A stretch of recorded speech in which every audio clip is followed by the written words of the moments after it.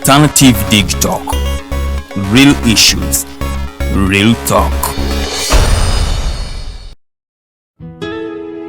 Omusajja bulijjo muwa ssente mu kibanja mpola ng'asonda poloti ennungi naye ngenza okutuuka nga woofiisi bulijjo wenteeka ssente baavaawo nadda essimu tebazikwata kyokka nga n'ebyentambula byakaweerega ebiseera bya covid yegandabye gwe baakubye naye lwaki weesiga abafere lwaki tewanneebuuzaako ne nkulagirira ba praise nze be bannyamba nze ndyokke Praise Property Consultants Uganda Limited bagula n'okutunda ettaka kosana amayumba bapunta ettaka ne bakwanguyiza okufuna ekyapa bazimba amayumba kosana okuba plan ne architectural design balina plot enteeketeeke wonna w'ogyetaaze ate ku byapa ebya private mile land n'ebibanja ku ttaka lya Kabaka era bakkiriza ekibanja mpola basange Wandegeya mu katale ka KCCA Southern Wing leve y'okusatu lumu 128 oba ku ssimu 0706 147 0 mukaaga ne 0783 821 918. Hey Ugandans, I'm Lieutenant Colonel Dewa Kiki, the Deputy Defense Spokesperson and actually the Deputy Spokesperson for the Uganda People's Defense Forces. I was hosted on Alternative Dig Talk. I encourage all Ugandans that this is the way to go. Always watch, participate, give your views and ask questions on Alternative Dig Talk. Dig Talk, the way to go.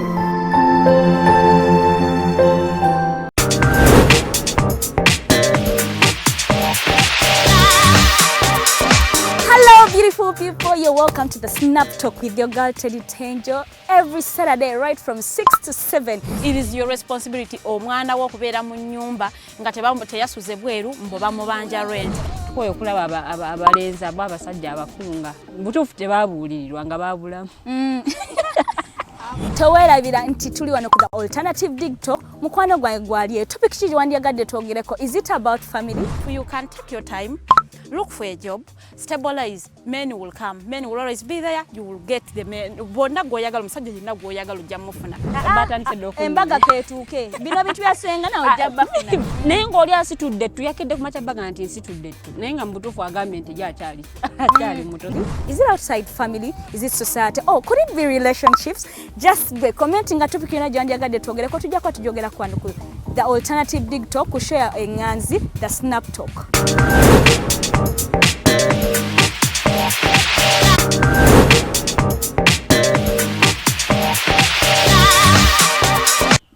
Good evening, beautiful people. Yes, I'm glad to be back here on the Snap Talk. Yes, I welcome you all. Welcome back. It's Saturday again. Welcome to the Snap Talk with your girl Teddy Teangel and the other two beautiful girls that are knowledgeable.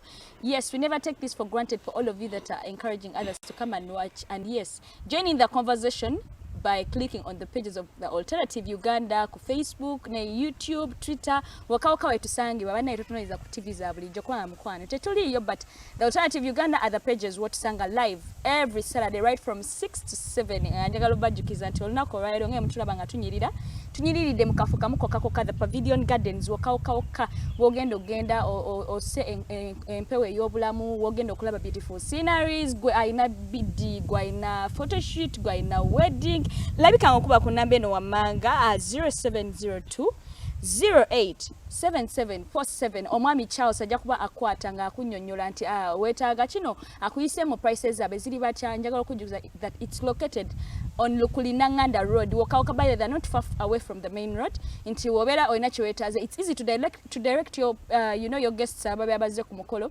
and n'onyumirwa olunaku lwowo just like that ate nga njagala obajjukiza agwe ayina ettaka lyo baliba alina enkaayana alina ennyombo beera ng'otuuka Praise Property Consults bokka abakuyamba ne basetinga buli kimu ekibadde kiteteganya mu ttaka lyo.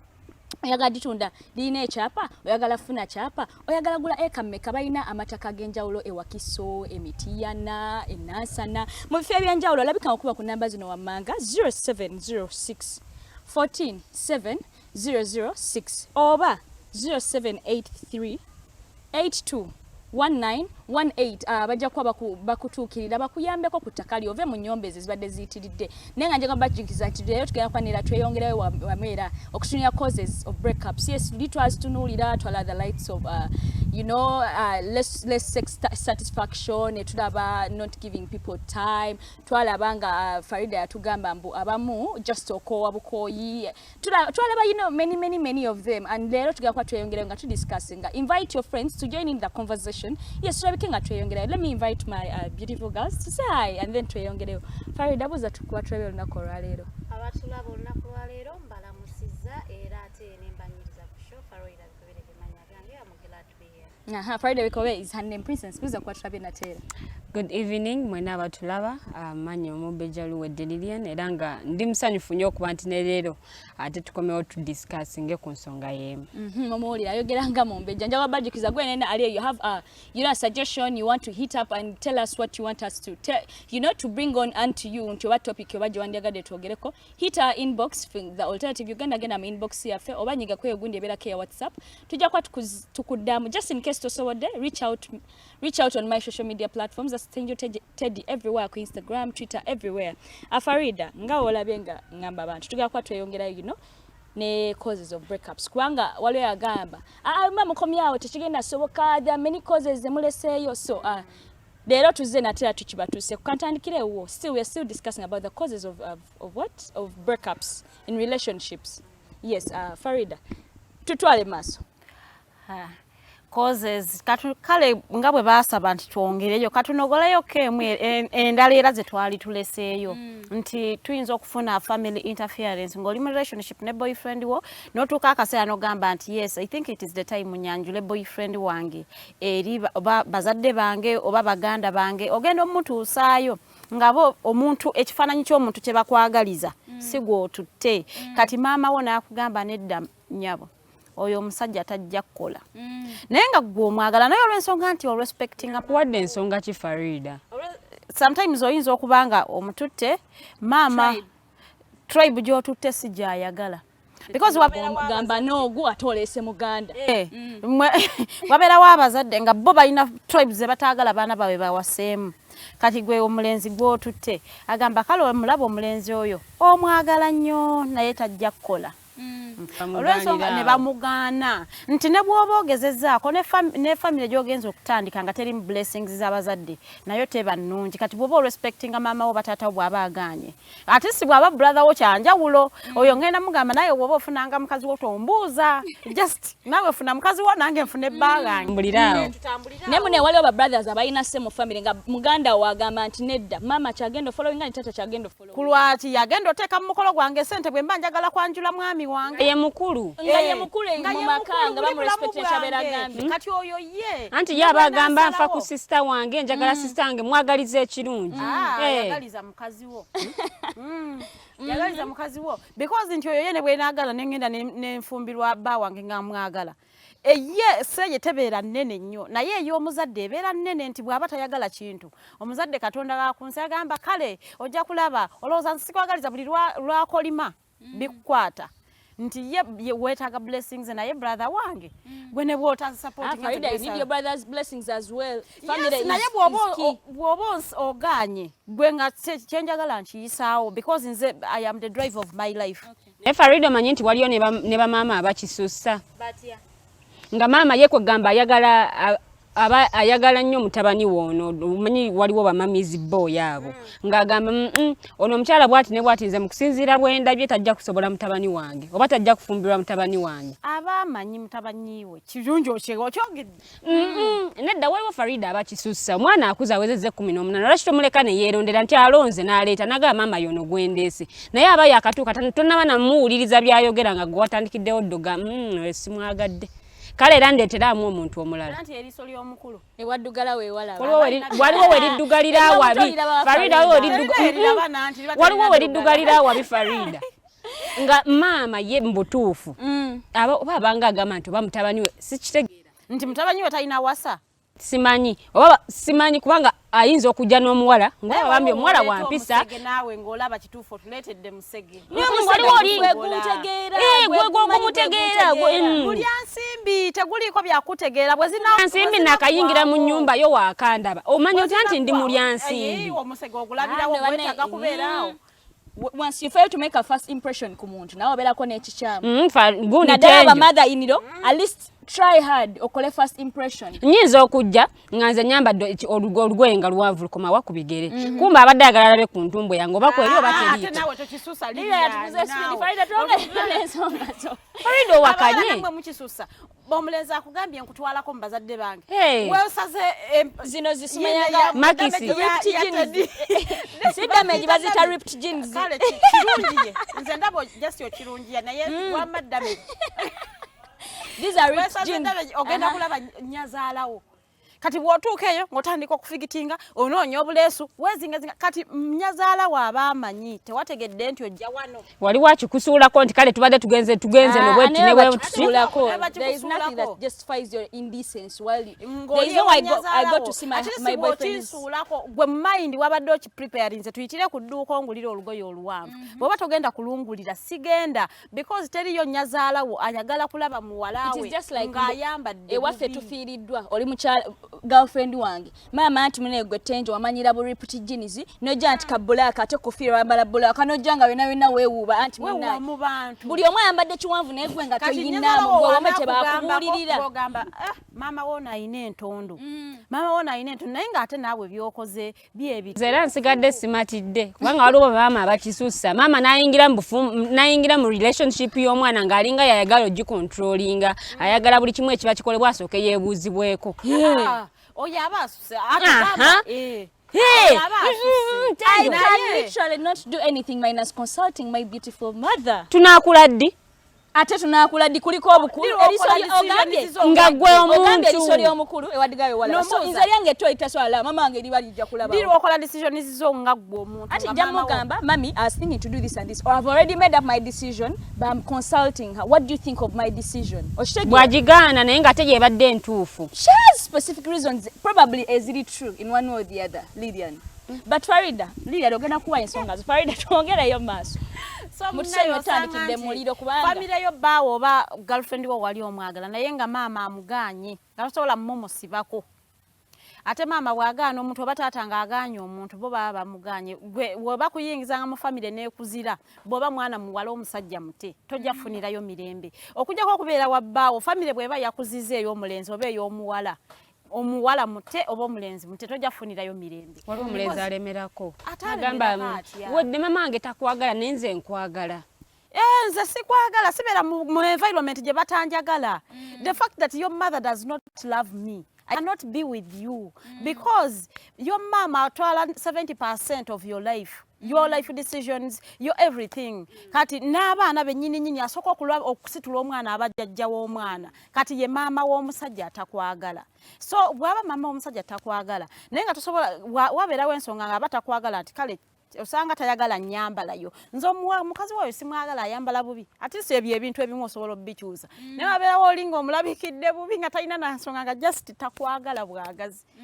Maama oyo musajja mute bw'aba muwala mukwano gwange omuwala mute onoonye omulala oyo obwo obufumbo tebujja kukola so osanga nti ezo relationships ekomenkereza bwetyo tebeenyiziza tebeefunye mu buzibu naye nga family yeremeseza relationship ogenda maaso. Sometimes other reasons why relationships are ending osanga abantu balina addictions nenga tebali ready kuzivaako nti wajja nonsuubiza I am a Muslim woman nonsuubiza olaba kale sijja kuddamu kunywa mwenge kale olaba nze sirya pooko kati ngenda 3 months down the road ntandika okufinding out ku mikwano gyo twabaddeko wali eri ewa gundi twabaddeko wali ng'ebifo byeboogera bye bisinga okukola pooko meaning nti addictions zo nti oba olya pooko nyingi oba onywa omwenge toli ready kuzivaako concentrating ku relationships yo kati ate nze bwe mba saagala addiction yo njogera naawe nga toli willing kukyusa bwe mba ngenda kukuta.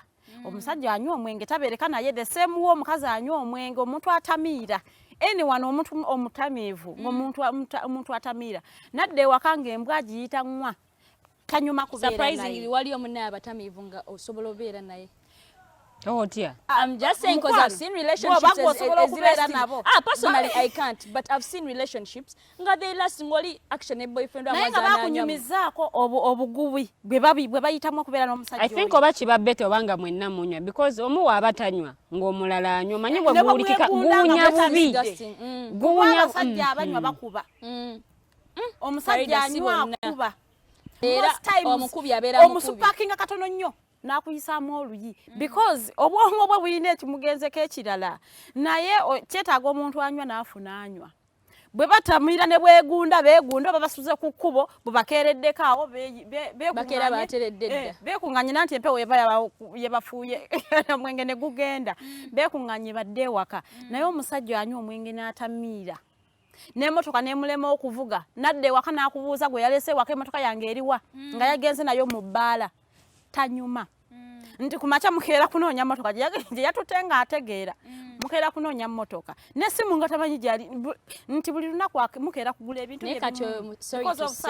naye abeera ayina ekikyamu ku mutwe because there are people that booze and they are responsible. Tabeera na kikyamu omuntu anywa ng'ali responsible anywa ecupa Farida si bonna no offense fe twogera bye tumanyi bannaye naawe tugambe kyolowooza mu comment.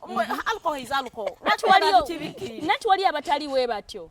You see okunywa yes okunywa tetulina ngejja tugenda kiwumbawumba mbu tukibikkeko naye njagala okugamba nti omuntu akeera ku makya n'anywa ecupa 3 eza bbiya oba 4 that one is not addicted. Omuntu agenda mu bbaala olwaleero n'anywa n'atamiira nadde ewaka nga talina kyalina ne ssente ezimutuusiza bw'aba alinnye booda azisaba gwe yalese ewaka bwe gumuggwako ku makya ssaawa 3 11 musanga mu bbaala mukwano oyo muntu tanyuma kukola tanyuma kubeera naye in a relationship kuba temugenda kwezimba most of his money zigenda mu kunywa ate abanywi baagala osanyusa mikwano gyabwe mubala ne gwatamanyi bakuwe chupa nawe bakuwe onywaki ne osanga ageze ne sente zonna ne zimuggwako temwe savingira omwenga mu talina omunyi w'omwenge tagaba sente ziri hard cash ne omusanga mubala ayinza okusansanyizaako emitwalo 2 nga takumanyi takulaba ngo tasuubira nakuddamu kulaba mbubbo bwe batyo mbukuba naye asobola okumanya ajagenda mubala nga tayinaamu muzira kisamusangeyo naye amugambe bakuwe so omuntu ngoyo mukwano tanyuma kubeera mu relationship development yebegenda kuba nzibu era jasigala mukazi gaako emba musula mukamu emyaka gibagendeko muzalire muna abaana anti tewali development muzalire mu January paka December ekyo ene sente za school fees agenda nazinywamu omwenge bwebeera betting agenda nazibetinga munga asubira okuleeta ennyingi ne bamukuba omulaba akomaga agotese omubuuza yobadde nakuteekako obusungu bwonna naye nga yeetute mu betting nga teryamukase so abantu nga beba biragalagala nabyo biri expensive omuntu okuba nti agenda abigule abeere nga abikozesa buli lunaku nabyo biri expensive ate buli muntu lwatamiira nga tetujjeewo tetugambye mbu obaona atamidde lwa mwenge olwona atamidde lwa buli muntu lwavaako ebintu byakola byanjawulo waliwo ayinza okuvaako n'asirika n'abeerawo nga takyayogera takyanyiga muntu naye abeerawo abasinga ne bavaako ne bakola ebyekisiru bonna tubalabye so omuntu ali addicted to something tanyuma kubeera naye so osanga nti omuntu atali ready kugumiikiriza addiction eyo that particular addiction ajja kufuluma relationship agendi nti abamu ajja gamba anyway kamale gabeera atenze nakola bw'oba olina olubuto sometimes naye abantu abasinga bagumye lw'abaana nga gambye ntuddewo lw'abaana naye ntudde ku kyo is that a choice to take yeah it is because oba omanyi nti omwana wange bwenviira wano simanyi kiddako bama bakimanyi nti abaana bange bateekamu omukazi omulala tomanyi mukazi mulala oli bwagenda yisa abaana bo so most of the time omuntu agamba omwana wange bwenviira wano banaye simanyi nosanga nti atudde lw'abaana naye nga kyayitamu kikambwe bweziba yes ekirala nti abantu ba making a new relationships zaffe okufuuka boring there is no dating in a relationship timwekwanye lero wemuweza omwaka omulamba nti biba bifuuse bya nomo like omuntu nakikuleetera ddala nekibbowanga there is nothing like dating bannanga abasajja tunormalizing okudatinga bawala abafe ba girlfriends ne bwaba mukazi wo wewaka like kitwala when you said dating damu buto omukwane Damu buto omukwane. Mugende ku budate obwo lunch dates. Twaleko ku lunch date. Already maze okupoteza kati nkuina mutano. Once in a while go out for a weekend. Mugende ku Lwokutaano mukomewo ku Sunday. Bana renew your Vacations. True. Renew the relationships na yebintu omuntu atuuka na ekintu nekikubowa. Farida ogokwoli nga mbutufu yagambira ddala bwe namala omufunza buli kimu kyaggwa nga ebyo ebintu ye tabikiriza already nakukwana mu kutandika omuntu ajja kulaba nga byebimu mukulireyo ku bulabo ate fe abawala kyetwemanyiiko muwala ate fe abawala mwe mumanyi mbu mwe balina bbawa mulina kukolerwa banekwekyo omuwala ogenda ddamerera gwe boyfriend omukolera ekintu wajjayo gayi nga just alina random amukolera ekintu omutima gugenda eri ekituufu oshegera whereby you would do that small thing but don't again not because omuntu amwagala but because you know ali bored when a relationship jali mu ngera Farida wagamba like spice it up once in a while omukyala ne gwolese waka at least yadde takola yadde talina mwana gwalabira dayo omwebaza okukuuma TV yo kubanga yali gitutte n'agenda n'agitunda wafumbirwa mu B no wabale kuuma waka she would tell I would sell the TV ne kugamba mbadde ngenze gula mmere ne sitagisanga ogenda kunkuba right no at least mwebaza okuuma ebintu byo mu nyumba webale kuuma waka at once in a while reminding and you know what I love you very much like abantu to renewing a relationship, when a relationship zibowa, omuntu nobera mu relationship. Wake up in the morning, tell me you're so beautiful. It's not like Sichimanyo, but it's not like, but say it to make me feel better. Like, after the relationship, mukola ebintu byebimu ebintu bifuuka nnomo. Yes, nekitandika obbawa omuntu omu. Ate nga abantu abamu bagala ekintu at least. Kola yakapya omuntu abeere nti kale. Farida kigwa ku side zombi.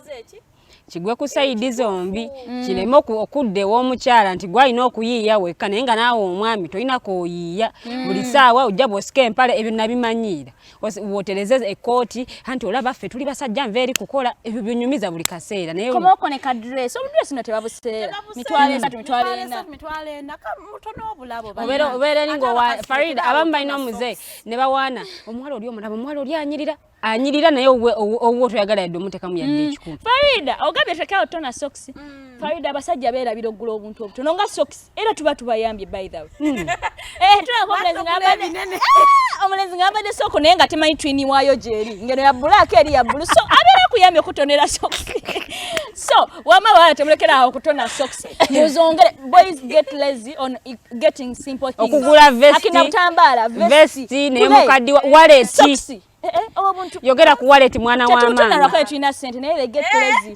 amasaawa waliwo abamu abatambala na masaawa bannange tugule ku birabo if it is your guy's birthday on this day a handsome man was born ngokoma ku eyo message naye nga gwe bwebeera birthday eyo alina ogyoganizinga alina okuwa sente za keki alina okuweza enviiri alina okugulira ebimuli simanya wayini buli kimu n'akikola kati gwe bwe kutuuka ku yiye n'omuweereza ka WhatsApp message happy birthday my dear mbankoze naye mazima ddala relationship gyotateekamu effort eva ku one side eba relationship emenya ate olejagamba abalenzi abo tebabyagala they just don't say yes ne bwaba takyogedde babyagala ate si on his birthday tetugamba nti naye once in a while akina bayira amazzi sinaya kuba ne muyira amazzi nedda alisi muyire sente ng'akomye wakaga mukazi wange ampadde emitwalo 5 ku birthday yange togenda kufa by the way you will not die naye at least ne bwaba toyina sente at least busonde birthday ebeerayo once in a year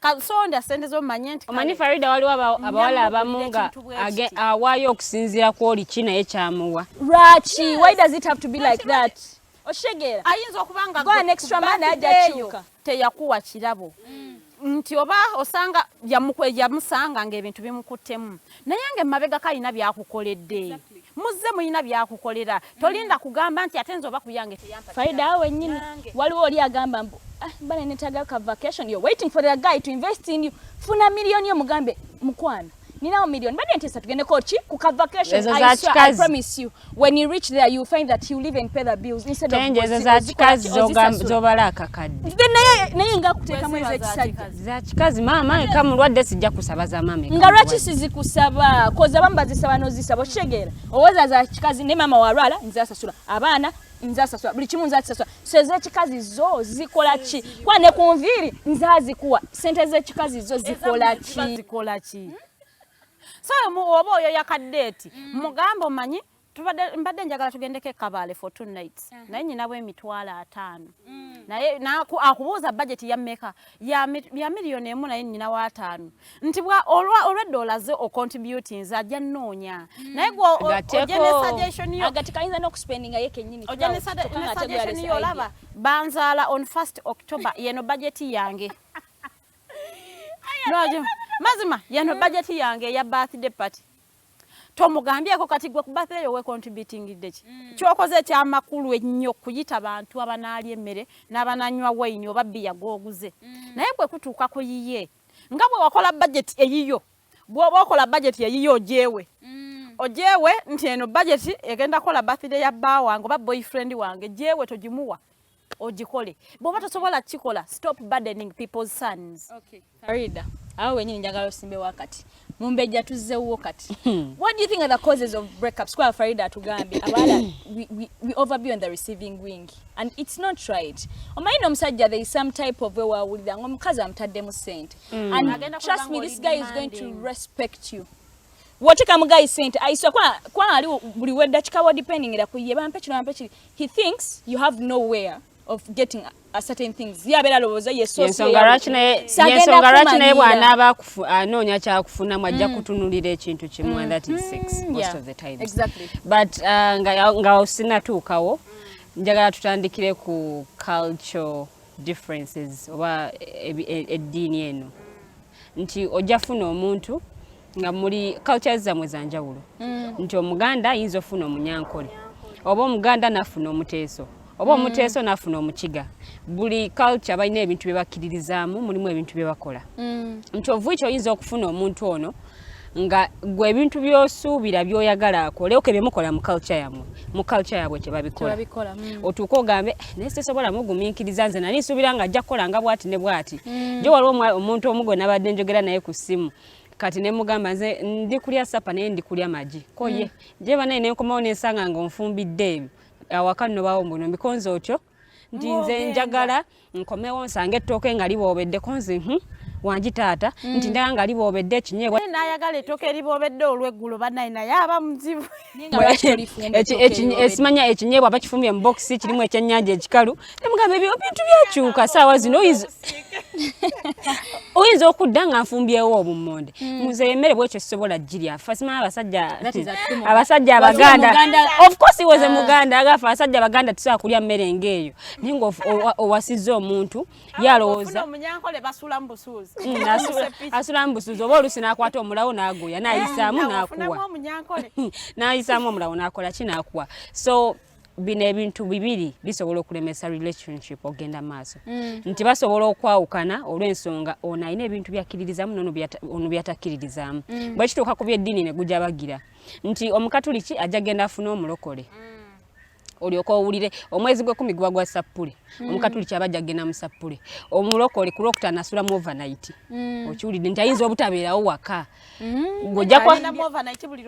buli lwakutaano ku lwokubiri wabaayo bible study si kumukooya ku lwokubiri wabaayo bible study ku lwokutaano Zizino kyaki bazigudde tugenda zigendesa mukajanja bible bw'ogisomera ewuwo togitegeera wali nga abakungane ababiri wabasatu njabeeranga abamasekati gaabwe kyogamba fe abasabire ewaka mukama tatuwulira tetumanyi ffe we batyo yatugamba kati tetumanyi gwe yabagamba ffe yatugamba we batyo nti eddiini zino ebiseera ebisinga abantu bayinza obutakolagana oba obutagenda nnyo wala nti mubalabalamu oke bwe tunaba tuzadde abaana jjagwa ku sayidi ki nti omwana ayinza okula n'agwa ku ddiini ya maama oba n'akula n'agwa ku ddiini ya taata nti kati bwekijjanga omu musiraamu omulala si musiraamu Farida ndowooza ajja tubuulira oba bakikkiririzaamu abasiraamu abasinga oli okuwasa atali musiraamu oba okufumbirwa atali musiraamu nti ebiseera ebisinga ojja mutuusa ewaka omuzadde agambe ffe ewaffe tetukkiriza muntu atali musiraamu naye nze mba mmanyi nti gwe wootuukira okulonda partner oba omanyi bataata bo oba maama wo tebaagala ewaka. Waliwo abamu Farida abagamba nti nze njagezaako nkonvisinge maama nkonvisinge taata nti ayinza okunzikiriza nandeka ne tugenda ne mukonvisinga ano nga tonnafuna patana because osooka kuleeta conversation eyo n'olaba be bagi receive. Nobabuuza ne nempasa omulokole nobala kasakola nga tebakinako obuzibu you go ahead. Naye bw'ofuna omwana w'omuntu ate n'olyoka ogenda okonvisinga abazadde bwe bagaana. Awo wava obuzibu nti abamu bagamba akannemereko just lwakuba tweyagadde nyiravu abamu bagala laavu esinga byonna laavu simankonka simanya biki baba nalaba nga tuzadde omwana tebajja sobola tugoba mukwano abazadde bajja kugamba itsoko omwana affe mutuwe gwetambulaga gugikolaki genda nti ne osangayo ne families ezimu nga bagamba towasanga omuntu w'eggwanga bweriti gwe nojjanga okaalakaala naye namukugobya nagamba nenzo oyo naye kiringa kinankani mugulinga mugugu Farida ojja kunkubya obucupa naye ng'omulese waka ng'omuzadde akola ki omuzadde agamba nedda eggwanga twakugaa tuli nze siryagala oba sinakindi nga mama yafumbirwayoko ne bamuyisa bubi n'avaayo n'afuna ewalala kati nakitwala nti bonna bali bwe batyo of course bw'oleeta omuntu ajja kugambira eggwanga togendayo oyo omuntu tomutwala okiwulidde so our relationship ebe ina okufa ebiseera ebisinga nti oluusi Farida yakyogeddeko nti families zino oluusi mu relationship babeera nkirete ntya nti mu relationship eno baba balina kye bacontributing nga kyamaanyi nnyo baba bankizo nnyo mu relationship eno nti gwe newoonooba ogambye nti tugenda kukola kino na kino of course ojja kujjukira nti ninayo family okiwulidde yes kati ne wabeerawo nabanene abantu nga wagudde ku muntu nga pretender oba like nga tomanyi ne mudatinga for some good time naye ogenda okizuula nti alabika yali akuzannya nti yali akubala mpiki nti bwe mufuna ne mutuusa wano nja kuba nkikubye naye ng'ate gwe already oli muki oli mu love of course ebiseera ebisinga kitomera nnyo omwana omuwala nti omusajja ayinza okujja ng'akola ebintu by'oyagala akola buli kimu ky'obadde omwetaagisa ng'akikola naye at the end of the day nga ye tali ku bya love byennyini wabula just akubala mpiki nti bwe mmala okufuna kino ngenda kweyongerayo n'okigwamu like ku stage ng'ekyali nto of course mba temugenda kweyongerayo awo nyini nyimwe mba mugenda okukoma nti gwe wali ogamba okay nali nfunye omusajja okay bambi kale nzikiriza nti byono ndowooza omusajja gwe nali neetaaga ng'olaba akola buli kimu kye weetaaga naye nga ye byonna byonna yabikolanga nga naye akola ki nga akubalira eno agamba kati wano na wano nsobola bwe ngatta zino na zino nsobola okukola olowooza oli ku musajja mutuufu kumbe akubala akuzze eno n'eri bwakolera kino bwakolera kali ke weetaaga akakuwa mu budde obulaba abutona Farida oyogedde mbu abasajja simanya bayiga okutona bakole kinaki byonna ng'abikola n'ogamba okenfunye omuntu nga yoyo kumbe gw'ofunye si yoyo ofunye muntu mulala nnyo gw'otakola ki gw'otamanyi then n'ogwa kwono nga mu relationship ng'omuntu ali commanding either muwala oba mulenzi awo maidi oyinza obutabeerawo ye buli kimu alagira bulagizi tasuggestinga temutula wansi kuteesa ojja kukola kino okiwulire kiri ng'alinganga muzadde omwana akugamba nti nkwetaaza okukola bwoti ne bwoti nkwetaaza okukola bwoti ne bwoti I'm not dating my father, I'm dating my boyfriend. Ngalaba osusiza akajanja. Komandi eno nayo yeetaganga okomandinga nga nawe olina ky'oteekawo okiwulidde nti oli okay oli ayizoga okay kasita akola kino na kino naye mbutuufu okomandinga nti abamu mwe batabakomandinga temukola. Farida lwaki onkomandinga nga olinga komandinga omwana omu lwakuba nti weeyisanga mwana mutu gwe sikugamba tukikola maama awo nyine tugenda simba kati tugendeko for a short commercial break. We are going to be right back. Going in abadanonya wotulabira. It's the Alternative Uganda Facebook page.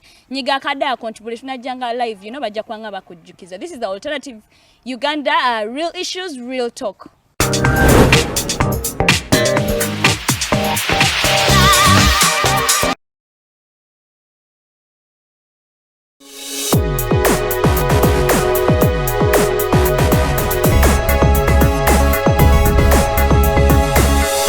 Alternative Dig Talk. Real issues, real talk. Omusajja bulijjo muwa ssente mu kibanja mpola ng'ensonda poloti ennungi naye ngenza okutuuka nga woofiisi bulijjo wenteeka ssente baavaawo nadda essimu tebazikwata kyokka nga n'ebyentambula byakaweeredde biseera bya covid yegandabye gwe baakubye naye lwaki weesiga abafere lwaki tewanneebuuzaako ne nkulagirira ba praise nze be bannyamba nze ndyokke Praise Property Consultants Uganda Limited bagula n'okutunda ettaka kosa n'amayumba bapunta ettaka ne bakwanguyiza okufuna ekyapa bazimba amayumba kosa n'okuba plan ne architectural design balina ploti enteeketeeke wonna w'ogyetaaze ate ku byapa ebya private mile land n'ebibanja ku ttaka lya Kabaka era bakkiriza ekibanja mpola basange Wandegeya mu katale ka KCCA Southern Wing leve y'okusatu lumu 128 oba ku ssimu 0706 147 0 mukaaga ne 0783 821 918. Hey Ugandans, I'm Lieutenant Colonel Dewa Kiki, the Deputy Defense Spokesperson and actually the Deputy Spokesperson for the Uganda People's Defense Forces. I was hosted on Alternative Digitalk. I encourage all Ugandans that this is the way to go. Always watch, participate, give your views and ask questions on Alternative Digitalk. Digitalk, the way to go.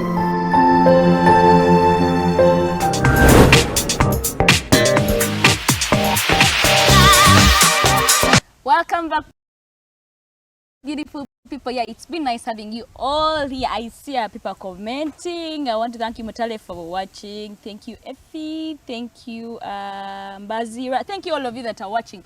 We never take this for granted. It's great to have you guys watch. And njaba jukiza nti gwe ali eyo oyina event yo mbaga oba is it an academic event, could it be a book launch? Yes, threatened nnyo for the Alternative Digitalk, real issues, real talk, Africa covering omukolo with the best cameras you can ever look for in Uganda. Ne tukolera omukolo gwo n'osiima n'ova ngoga bannaye abaana abo bakola jjukira bannaye nonno bannaye Alternative eyina team y'abaana batonyo ate omanyi abaana abato babeera basaza every time. But anyway, tugende mu break, I talked about a few causes of breakups and anyway, we talked about them and I see you people have reacted onto them. We never take that for granted and we're together in the break. Omumbejja Luwedde naye ayina ensonga ze zaatuusa, still in the same lineage. Njagala kujjukisa gwe aliyo, tell a friend to come and join in the conversation. Yes, comment what you think has led to high breakups in Uganda. Kwa ndabyeko waliwo atugambye mbu COVID alidize ku breakups ng'alagamba abantu the fond of themselves, like olaba munno buli dakika n'owulira ng'omukoye n'osalawo kola ki kumuta n'ogamba nkoyo kula kintu yagamba interest yeggwawo. So leka Omumbejja tutwale maaso nga naye atugambe ensonga ze. Maringa, we're together in break, but then chagamati. There are some boyfriends or girlfriends nga bali commanding. Ngambutufa commanding nga commanding omwana omuto. Ata webisede bisinga kati wewava ekyokuba nti muyomba buli kaseera. Most of the times ayinza okukomandinga ine gwegunda nchunga oloza ndi mwana muto ne mubeeranga muyomba buli kaseera awo nyini ku nsonga eyo our relationship oyinza okufiira. Kubanga oyinza obutastanding na muntu ayomba gundi anyiiza kabeere mulenzi kabeere muwala okiwulidde atama omuwala wabanga yatandise okuyomba enjo oyinza n'okukwata no, everything you feel like agenda kuyomba. Yes, naye ate gobanga oli muwala nawe n'ofuna omulenzi nga ayomba oyinza n'ogamba ye bannaye kati oba ono ye mukolere ki ekinamusanyusa okiwulidde. Yes, nti buli kimu kimunyiiza ne bwenkola akantu katono kamunyiiza, of course ogamba kati ono sisobola kubeera naye kuba bwembanga atandise okuyombayomba kati nga tetunaba kufuuka official bwe tunatu kiki ekigenda okola kiki ekigenda otuukawo nti ayinza n'okukubira yembi. Hey, kubanga oli bwayomba obusungu butandika okweyongera agenda okulaba ng'ekiddiridde ayombe byonna biweddeyo ekiddako kyakku. Abamu babagamba munnaye kola kinagamba gwe okikola okutukako emikono bakuba ngakugamba kati nkulagira nga nze nannyiniwo genda okikole nannyiniwo. Wabera uwe, I mean, you're at his place. Anti kati awo nange bwe nkuviira nange ne ngende ewala oba nenzira ye ewaffe oba ne ngende wange ne nkulekera n'obeera nannyiniwo. Omala n'okola otya nodda oba nafuna omulala. Awo ne twesootinga ne tulaba tusobola okuddiŋŋana like oba buli omu asobola okubeerawo ng'agumiikiriza munne by'abeera akola. Tenje waliwo abantu nga tasiima. nga ne womukolera akantu nga tasiima ne bwokola ki ne bwoyiye mirundi 10. When you're having lessons, they usually tell us that do something expecting nothing in return. Ne bwoba tosuubira return. Kunsasula in the same way naye nkusuubira osiime. Thank you. Yes. Wale waddeko na omuntu sente naga kati zino zalabye okumpa. Nenga had chances of mutamuwa, you know. Nena kati shia era alabye kumpa mutwalo. You know. Cheche tuogerako nti mulimu abantu nga tasiima nga ne bwomuwambu tufu talinamu yadde akasiima wabula okwemulugunya y'ensonga. Yabadde menti okikola bw'aba muwala tali menti kundabirira kati olwombu ngambe nti thank you. Musabye nnyo. Musabye nnyo ate basajja banna ababikola bo si basajja. Bwankoledde birthday nange nyina mukolera birthday ka message kamala. So okusiima like omuntu amanye nti nkola ekintu ne munanga asiima naye abeereyo jani na planning na iya kalabo Farida tugambye obulabo nja kakosa nnyo nga example nti gundi atugambye obulabo ne mbutufu bakuletedde ebirabo oli bizo obipima ku minzaani kale wano ndozaloza atadde mu sente nyingi nnyo ye mama mpadde baba wa mamotoka yes naye nga munange tosiima balese keki za sente mwana gwe oli afuna keke gono mugulira kineza mulimu ebiri oba 5 goli gamba bali be bawazirisi bantu gwe basajja babera sibantu lwaki gwe naye trend ezi want munaye no emixa janjawulo gwe omukisa gosi gwe goli so okusiima omuntu atasiima ebiseera ebisinga amalamu amanyi n'oba oyagala mukolera kantu kalungi oba ojjukira nti bannange ono tasiima ne bwe naakola ki ne bwe naateekamu kitagenda kusiima then ne tubeera n'abaana abantu nga tamatira nakyalina nga yawulira nga ddala awulira nga nekyayina kino yeetaaga awulira ayina ekimubulako ebiseera ebisinga ava okuwankawanka anoonya eri nti ali mu relationship n'omulenzi naye awulira ddala nga waliwo already ekibulawo Eva ayagala akinoonyeze wabweru omulenzi wange bambi talina ssente naye oli kale ye alabika alina ssente kati lwaki odeetinga ono atalina ssente gera ddala lumu ewooli naye oli bizi ono anti omutima guliwo ono ewaani ow'omulenzi gwayagala ku mutima naye ate oli alina ku ssente eri kikyonoonyaayo well sagala banchayire kumpewo baloze nabyenkola but I'm just speaking from a perspective of friends I've seen that do such things oli agende just you get out I don't want to cost myself oli agende eri because you know I love this person but then he can't provide or it's just like let me give an example of also men can say I love this chick, but she's a church girl. I believe in sex after marriage. Naye ate mwagala. By the end of the day, sisobola kola chichi bearinga kulinda chi sex after marriage. So nenga nenfune woli sex. Nenga atono gwenkola chi gwenjagala. So wait until she will be ready.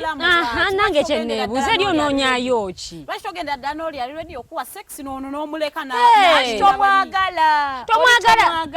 Then gumira kuono gw'olina bw'aba talina mugumi yes kati gwe bw'oba oyagala abeere nazo muzimbo oba gwe kola ozimuwe naye abeereko ne ssente mu nsawo anti ogaatayina kati gwe kola ozifune mwaka gye tuliko kukyaliko mbu zikola ozifune nange kenkenyi surviving anti oŋŋambye nti ekikutwala ewo olwo oli alina ku ssente ekikule omutima guli eno simanyi ate omubiri guli eri ebyo katemba anti katoga ono talina ssente naye omubiri guli eri ate omutima guli eno kubyonna salawo kimu I have to survive genda royalty kati bw'oba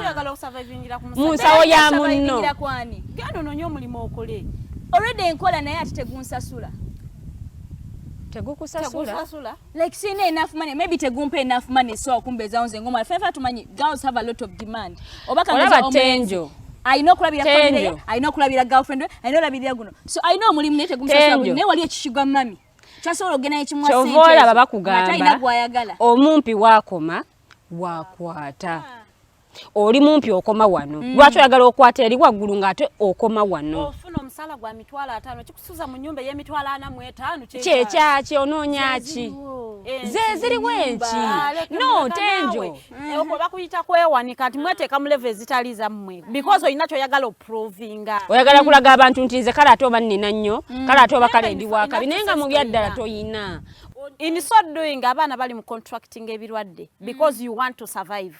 Ojja kugenda ofuna omusajja alina ssente naye nga tomanyi makubo ge yayitamu okufuna essente ezo. Abamu babasaddaaka, abamu ne bababuzaawo mu family egenda okunoonya nga tekulaba because you wanted to survive on the man that is not yours. Tomanyi na kumanya musajja essente ezo yazijjawa. So naye tulekerawo okutunuulira abasajja embulabukuzi. Bano abawala agambye embwa omubala akubala. Omukomenkereza yakubaza okukusinga. Bakanya tugamba we actually don't sleep together 9%. Kumbe buli jakuwa abera jiwunzeeyo mu mizimu gye. So before you know it ofudde oli muto. Olaba Teddy. Eyemboozi yasimanyanga mpa ssente sina kyemmuwa. Eyemboozi esaagala nnyo gyogerako because behind closed gotomanyi what happens behind closed doors. Tojja kujja tenjo okugaji. Ebitakola bubonero nti yakuleseeko sayini. Nti you are sleeping. Oya ngamba mbusimanya babala singa bali simanya balabira ku bantu omuntu ali like last scene singa bagirabira awo singa bamu bakyali online. Singa ne bogera wano. Yes. Wali online. Naye ebyo. Yes, ekyo nakyo nti abantu amba dating for various reasons. Oli ayinza okwanga ensonga ye mu dating so omuntu oyo ya sente. Nga wabatazimuwadde bambi akumbamu nakola ki? Natambula n'agenda. I mean kyechande tate lwaki tokimpa. Kati mpozi wangambye omutima guli eno omubiri guli eno. I was just giving an example. Example je wampadde nti omutima guli eno omubiri guli eno. Salabo. And people have damaged partners. Nditenje ogenda kugwira omusajja nga ali damaged nga relationships ze yayitamu emabega zaamuonoona. Mukwano ne bwoli mwagala bagamba 100% noyongerako ne 20 no mwagala 120%. Mama he will think omuzanyisanga abalala bwe baamukola bwe baamuzanyisa. Now anytime ogenda damaged partners bazibu nnyo kwagala ogenda otuka kiseera nga okola buli kimu okikoze naye nga tosimmibwa. Nga nebwo osobola n'okumugamba I love you nakugamba are you sure? Akudoubtinga in everything. He doubts even accept. Abachala abanga kubega. Aberanga okubega kyomugamba alowooza ojja kukola nga bali abalala. Ne bwokola ekintu okikola genuinely nti nkikola okiwulira kimukolera. Agamba nano ina kyonzibako sina ssente naye nga mazima ddala okikoze si lwakuba nti oyagala oba akusiime oba oyagala akuwa ebirabo naye olw'ensonga nti is damaged. Mukwano ne bw'oli mwagala tali kwagala nga gwe bw'osuubira tasobola kureciprocatinga love yo gy'omuwa tasobola kuappreciatinga. Why do you even accept me in your life?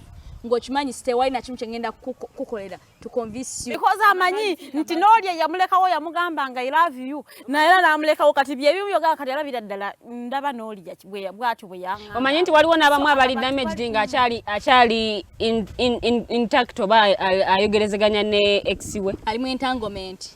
Tamanyi oba akirize gwe omutima gukyagala oli entanglement ebadde yeetagisa wano. No, that's for that I like that. Only when entanglement, okay, you want to move on to have someone else, but your heart belongs to the other woman that left and even settled with someone else. Nga no, actually goba woli mu kifaananyi. Oba woli already. Naye nga anytime. Like you have no ate nga ne ex ayina akajanja.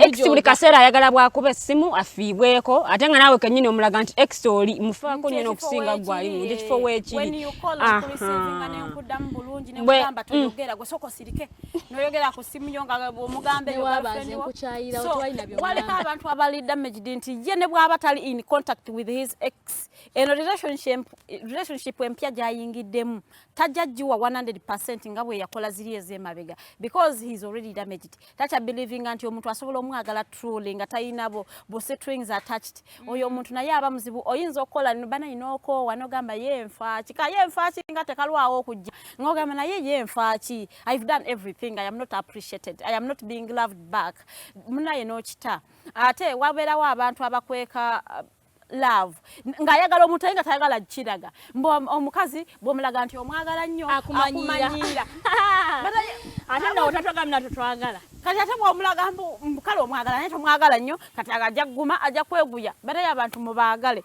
omwana w'abandi ajja kudawutinga atambula agende ajana we are likely to, Olina finding someone else. Hey, you're taking her for granted. You are hiding affection lwa nsonga. No njagala ngendo chimugamba. Nga weewo aneguye oba bwe nakimugamba ajja kulabanga bw'omulaga nti ajja kumumanyira oba ajja kunona bano mu posting a girlfriend wange ku status bwana posting ajja kutambula nga ayita waggulu nga ayina eri waggulu mbusagala nnyo mulaga mbuno mwagala nnyo sisobola muteka kati bw'okikweka ono nabeera omu tamanyi oba omwagala oba tomwagala kyovala ba sometimes omuntu ajja nakuliza agamba sitegeeragayo sometimes obeera naye nakulaga nti izolovayo akwagala nnyo and then other days bamutijjirako nakulaga nti takuliiko like omukubira esimu nakuddamu bubi simanyi kyamutukako abasajja gye bali bwe batyo he hides affection lwa nsonga bwe nakulaga nti izolovayo akwagala nnyo biki naye nga mu mutima gwakimanya akwagala naye tayagala kikulaga mbojja mumanyira noyosanga nti omuwala adautinga relationship n'agifuluma oba omusajja adautinga relationship omuwala alaga nti tamufaako naye nga ebyaddala ayagala gayi naye nga yeebuzaabuza mbu tayagala ayagala omusajja abeere nga amugoberera mulondoola omusajja bw'akoowa ajja kukuba ka yutani addeyo gye yava bw'akoowa okulondoola nga gwe talina kyozza ajja kuba ka yutani agende kati yeyongereyo lwaki omuntu gwe watambudde n'omugamba nti nkwagala lwaki tomulaga nti nkwagala abaana abaagala public affection ayagala omutijjise mu mikwano gyo ayagala omutijjise buli kaseera ka status mu public mu holding emikono azifu muli ku wedding Farida ate Farida obadde okitandise bulungi n'okyononera mu kkubo yes no abantu abalina public babayita ba PDA public display affection nti bo baagala mu public emanye nti baagalwa mowe ku byobufaananyi babiri akateekayo naawe okateekeyo ng'ate kagendeddeko obugambo obuwoomu kati ebyo bw'otabikola ng'omuntu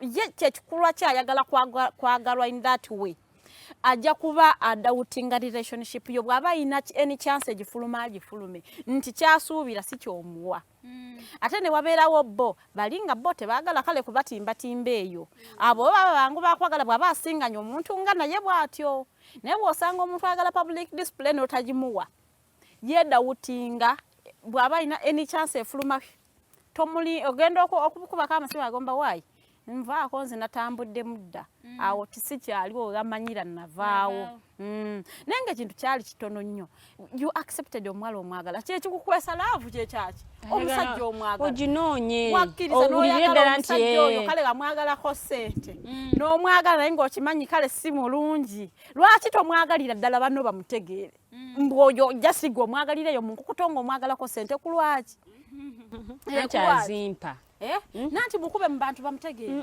saagala abantu bamumanye mujja kunjogerako omwana alina essajja ekkulu biki wange nanti namwagala ku lwange kyova mukweka kati ate gweoyagala omukwekera ki abeere eno saagala mukuba abantu mu public wange mweyagalidde nze nganze bwe mba simubalaze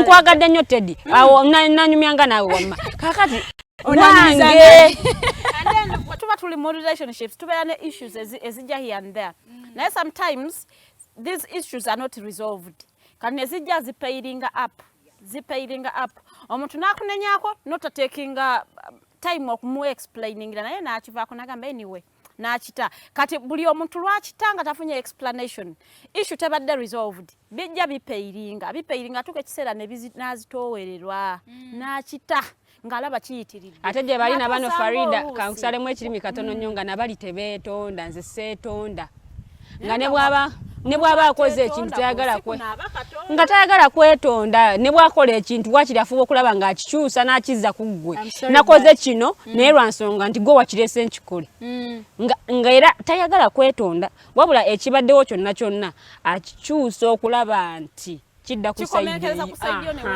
ate gwe ne weetonda naye nga si gwe akikoze kale naluddeyo nenkomawo kusala musanvu naye nebadde ngenda komawo kusatu n'onkubira n'oyomba ne ngamba kankomerewo ddala leeti she doesn't say sorry and she's not sorry so the question would be how often omanyi otya nti oli sorry obwetaaga okwogera sorry. When I'm not sorry, I don't say sorry. Back when you say sorry to promote peace, next you will feel like you're not wrong, but you're going to say sorry so that person feels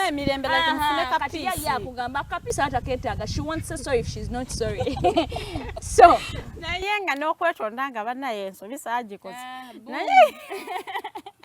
nacho si kirungi olusi wetonda creating a good emirembe ekikyo kake nakoze abo baba kikoze n'omuntu nawe overreacting omanya kyamunyize so you say sorry naye kubidde simu nga ndi business sobola gikwata onkubidde oyombi kuki did we say in anyway until everyone you will call me I will pick Di Farida tomanyi omuntu nga yakubidde simu akubidde n'emirundi meka gibadde ebiri naye wakubidde akimanyi sawa yakasa meme oli mukeeta lodde no deri obadde busy okay sikwatidde ewo simu naye bwenkutte ebigambo ebisookerwako simanyi obadde mu bwenzi nzera nakitegeera nti kana gula biko amaso gatambulira munga olinga ya akute simu ng'ebintu byali mu kwogera nenga tamanyi nga either wamulagako oli mwenzi okitegeera because if you're this person nga toli mwenzi there is no way omuntu agenda kikutako amanyi tenjo nti waliwo omuntu nga mbutufu ye buli kaseera abeera akusuubiriza ngali natuuka odoza n'akusonyiwa okitegeera abatalina confidence mu bo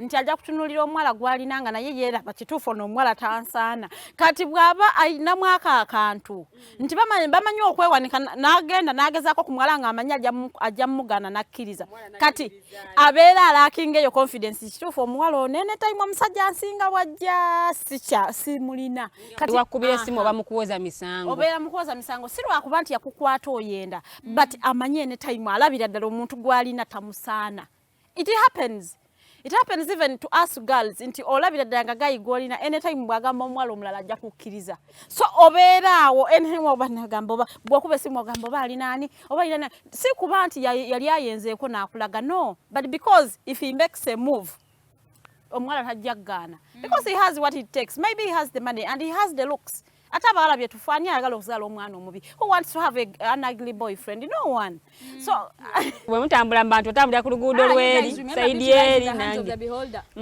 ekyo kiconsidering bwa olaba omulungi nnyo naye nga Farida gawe naye yatomera mu basajja bonna yalabayo ante kiwoomera matama abiri for as long as golaba nti mulungi nti baawo olaba mulungi bw'anaagamba ku muntu omulala ayinza obutagaana ojja kubeera waawo si lwakuba nti yali ayenzeeko n'akulaga but lwakuba gw'omanyi bannange musajja ono ayinza okwenda bannange kusinzira bw'omulaba it happens even to men nti alina omukyala naye nga bw'alaba omukazi we gwalina gwe tulabanko kapotegana naye kapa eno temakinga ng'olabira ddala nga tekyagatta tekigatta kati omuntu oyo kati olaba gw'okirabye naye aba akimanyi nti anytime omwala ono agenda siri mikono mituufu naye nga wagudde ne kwoli Farida nga ali obsessed ne wabeerawo nga ye buli kimu kiri fine naye nga just yali controlling abasajja ba controlling at least wabeerawo n'abakazi bwe batyo naye abasajja bw'aba amanya nti onyuka ku 10 nezoya 12 nga tonatuuka waka ebibuuzo alabika aba yabiwandise ne kapapula obaddewa lwaki nkubye simu lwaki tongambye nti ogenda kutuuka leeti ebibuuzo nga biyitirivu si lwakuba nti takwesiga naye abasajja akindi oyinza n'omuko oyinza okay nga tolinaako airtime n'omusindikira message n'omugamba sigenda kudda saawa bwesi naye n'ayomba lwaki tewankubidde n'omugamba ngenda mu saluuni akuvuga n'akwerekera n'akutwalayo kale bw'aba tatudde naawe ne yeetooloolamu ndinaani olwo mukuumi ndina mukuumi olina boyfriend ne yeetooloolamu n'abala saawa 2 tubale nti gwasinga okwagala n'akupiikinga n'akuzaayo munnange gyakujje Farida tubale nti gwasinga okwagala kubangoberera n'obwatyo bw'alagala avuye bwatyo bw'alagala avuye tose mu saluuni ffenna oninde tuddeyo ffenneeka era bw'ogaana n'ayomba era n'akugamba katolina gy'olaga here is a shocking part do you know that there are ladies that want that yes gye bali hey my guy he took you me to the salon then he comes and picks me up wali ababyagala gye bali ababyagala nti sing buli muntu lwaba asaba okufuna pattern nafukamira amavivi gakube wansi ogambe mukama ampe omuntu ampe omusajja ng'alina bye neetaaga because bajja kuwa omuntu ali directly opposite ku byoyagala Nedda waliwo Farida oyize mfunanga ali opposite n'akyuka n'aterera mpola mpola. Naye womufunanga ali opposite naye nga tagala na kukyuka. Chovola abatugamba abantu nti as you are dating, talk about a lot of things in life. Like talk about the kind of kids you want to have. Talk about parenting. Talk about everything because relationship eno liyakuba lye mutkwata okugenda mu marriage. Bwe mbate mwabyogerako ba mikwano. Even paying bills. Omuwala bw'oba omulina ojja kutuuka otandika okugamba mu girlfriend wange akola naye ansaba transport yamutwala ku mulimu n'ansaba ne lunch ng'ate bamusasula. N'amusaba neza airtime naye ng'akola. Airtime ate omwezi we guggwako nata contributing ku kintu kyonna ewaka. Mukwano, you need to discuss about the things. Discuss bills. Girlfriend wamanye nti bw'anaatuuka ewuwo alina okutoolako part of her salary asasuleko ebintu ebimu ewaka. Bwe mbate mubyogedde ebintu bino mujja tuuka ekiseera nga mucomplaininga. Abawala abamu bwe bakola tebakwata ssente yadde okukola ki yadde okulabirira omwana we yadde okugula akagoye. There are women like that. Ntajja kusaba buli kimu akisaba omusajja because it is his responsibility naye ng'ate naye akola. Nsonga nti ebintu bino tubyogereko abantu babimanye. Oli bw'aba tayagala sasula bills anoonya oli yakola ssente nnyingi nti tajja kumumenya buli kimu akikole gwe mulage nti bw'ona odya ewange mukwano it is 50-50 oleeta kino nendeeta kiri rent gwe kale sasula ku mazzi gula ku masannyalaze. Abantu balina different personalities. Ojja kusanga nti we have different personalities, we have different goals. Ekikunyumira ekinyumira n'osanga kale nali ndowooza bijja kuwakinga out ne bigaana nga nnina okifuluma ndi si mubi ebintu bigaana. Most times ebintu bigaana I find out byoyagala si byenjagala. You are into politics, I do not want politics. Kati nga ndabira ddala tetujja kukolagana gwe n'enkuta. Sometimes bwe bityo relationships endinga bwe zityo naye nga njagala okubeebaza ababaddeko ne nga mutulaba betu offended nze we are really sorry. We have offended you Lwansonga, we have said the truth. Abayizeemu namwe tubeebaza nti ate mwebale kubeerako ne muyigamu kye muyizeemu. Ate gwe ayina ng'ensonga yo tetujogeddeeko gikomenting oba giforwarding ewa Teddy tujja kubanga tujogerako next time. Thank you for hosting me, Teddy. See you guys next Saturday. Your social media platforms. Farida Bikobere everywhere. Instagram, Facebook, Telegram, Zizino, everywhere. Nsangayo ombuzeeko oba ombuze kyoyagala kyonna nja kiri. Thank you very much Farida. Princess thank you very much mwenna ababaddeko era nze relationships zino ebiseera ebisinga we ziba zifailinze tekiba like buli omu amuvinge on n'obulamu bwe ebintu bisigale nga biri nomo tuyinza osigala nga tuli bakyali naye nga ate wali wakuwalana nobeera ng'eyatama sinzira mwayawukana mutya.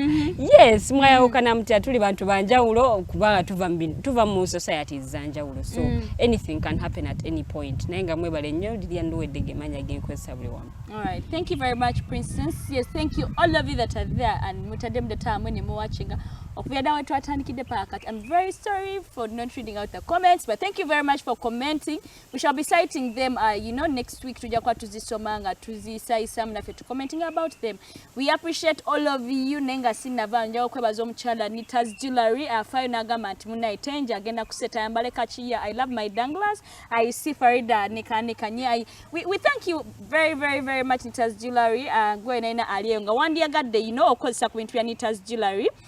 Omusanga ku inbox ze ku social media unaona ye Nita's jewelry buli wamu Nita's jewelry nakuwa beat bangles, beat watches, earrings, danglers, pins buli kimu nakikutuusako naye nga njagala obajjukiza gwe aina event gye wandyagadde ebeerenga ekwatibwa mbutuufu bwayo. Is it an academic event? Is it a book launch? Is it a wedding? Choina hit up the Alternative Uganda Facebook page, genda mu inbox yabwe, talk to them. They have the best cameras that can ever cover your event. Gwaino obulango ngoyagala bere mu shochi. Is it the snap talk? Is it the voltage? Is it the mighty drive? Chona gwa kalango kobera ngo kafawadinga. And we talk business in one way or the other. Thank you very much for watching. We've been talking about causes of breakups in our society. Tulaba breakups nyingi nyo nenga njalo bajukiza. We are still going on with the same topic. Next week we shall be hosting someone who will be telling us about that same mulamwa. Tulabe tuguguka gubutya cause you never know. Next week we may cover also how to overcome these causes in one way or the other. Thank you for watching. It's still me, your girl Teddy Teangel. Thank you. And I want to tell you that every Saturday we come here right from 6 to 7. Yes, this is the alternative Dig Talk. Real issues, real talk.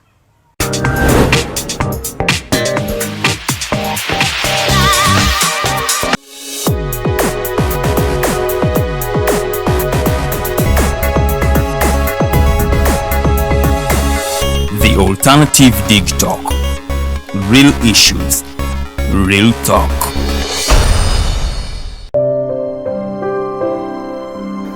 Hey Ugandans, I'm Lieutenant Colonel Dewa Kiki, the Deputy Defense Spokesperson and actually the Deputy Spokesperson for the Uganda People's Defense Forces. I was hosted on Alternative Dig Talk. I encourage all Ugandans that this is the way to go. Always watch, participate, give your views and ask questions on Alternative Dig Talk. Dig Talk, the way to go.